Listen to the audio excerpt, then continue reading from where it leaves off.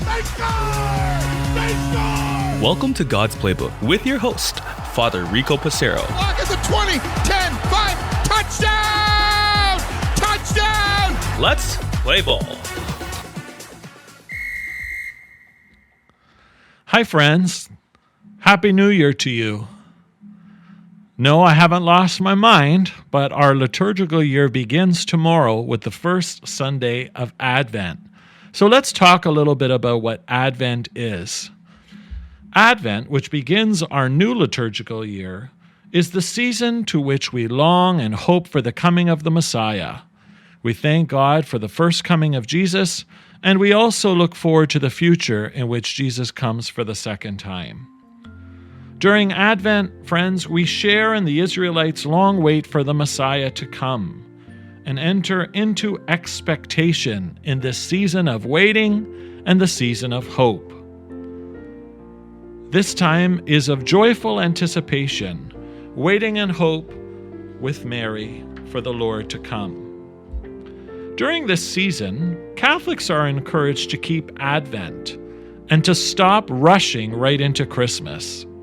Since after Halloween, friends, our stores have turned from black and orange to Santa Clauses and Christmas carols.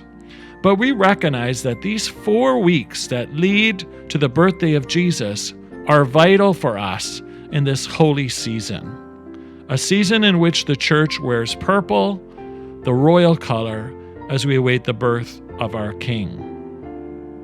It also suggests humility and hope. In addition to preparing our hearts for the celebration of Christ's birth, let us prepare for Jesus' second coming in the fullness of the kingdom, whether we are called home to God or whether Jesus comes for the second time. We talk about this encounter with God and how Advent 2022 should be for us a time of great renewal. Advent is a time in which we can continue to examine our lives and use the powerful scriptures, especially the prophet Isaiah, who is one of the prophets of hope, to help us to identify how we can enter into this holy season. I also encourage each of us to enter into the sacrament of reconciliation and penance.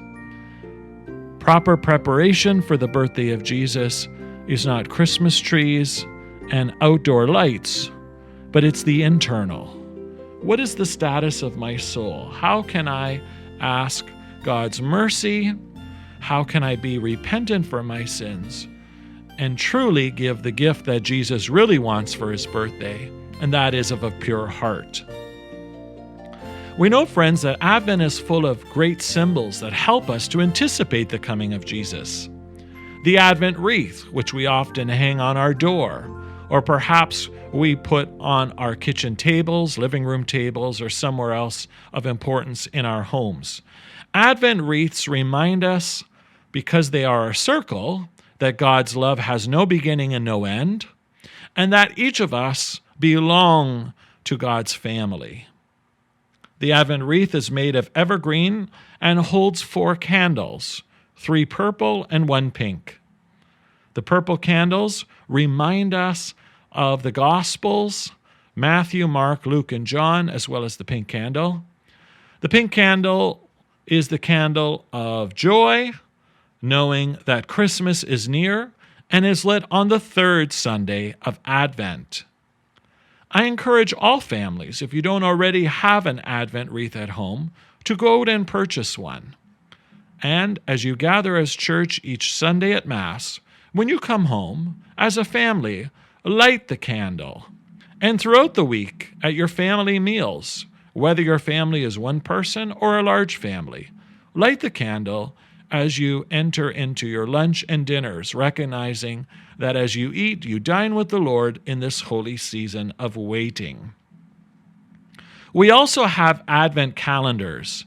Advent calendars are not meant to just expand our waistline as we enjoy chocolates, but rather it's that anticipated countdown to the birthday of the Messiah.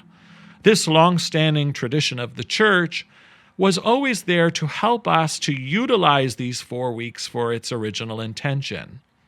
Of course, many secular ways have now creeped in using Advent calendars to just create excitement of chocolates and treats. But rather, it's not about chocolates and treats, is it? But is the fact that Jesus humbled himself to come down to be our Messiah. Friends, I pray that this Advent will be a time of great renewal for each of us. I pray that as we hear the scriptures, that the Lord will touch our hearts, bringing us the virtues of faith, hope, and love renewed in our very lives, and that this season may draw us to a renewed joy as we celebrate Jesus' birth and presence in our midst. And so as we enter into the season beginning tomorrow, let's do so with great joy. For Emmanuel, God is with us.